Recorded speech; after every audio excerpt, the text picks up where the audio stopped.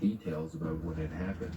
McCandless, born Monica Carlin but changed her name in 2015, said that after her Chevy Impala got stuck in the mud, Alex started to attack her.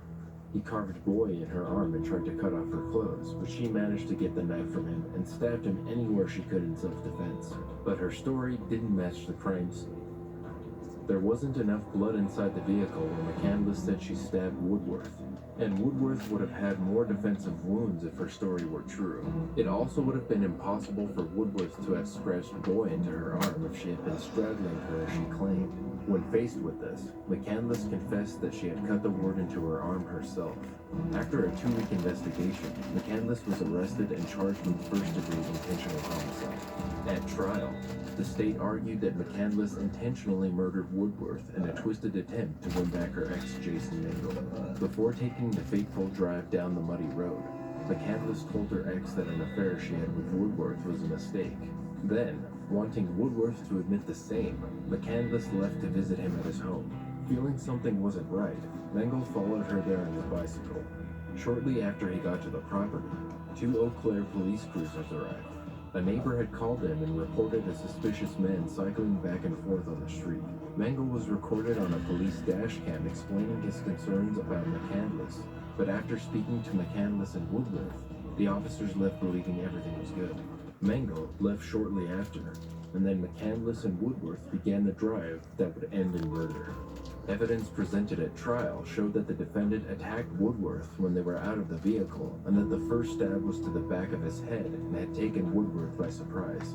McCandless took the stand in her defense and stuck to her assertion that she had acted in self-defense.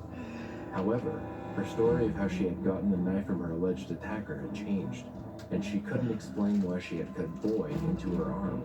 The jury didn't buy her story, and she was convicted in November 2019. A statement by her victim's father said, "By killing our son, not only did she take our son, she made the world a colder and darker place."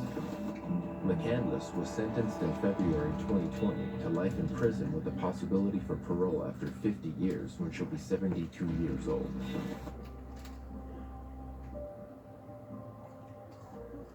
When 11-year-old Finn McClure and his younger brother Sam finished school in March 2018, their mom picked them up and drove them to their home in Hamilton, near Sydney, Australia.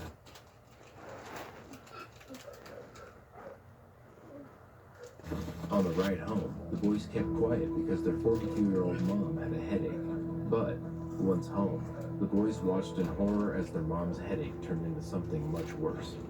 Her speech started to slur, and she was unable to move. Knowing there was something really wrong, Finn dialed 000, the Australian 911. Emergency services. Tell me exactly what happened. Well, my mum started getting a headache, Right. and then she started throwing up on the toilet, Yeah. and then it started getting a lot worse, and now she's starting to not feel her legs. Okay. Her legs. Alright. Are you with mum now? No, I'm sitting on her bed, but the phone mum's still on That's alright. How old is your mum? I think she's 42. And how old are you? I am, turning 12. Alright. Is mum awake? Yeah, she's she on the breathing? toilet. Yeah, she's Alright. breathing. I need to ask you some quick questions about mum so we can get the right help for her, okay? Is she completely alert?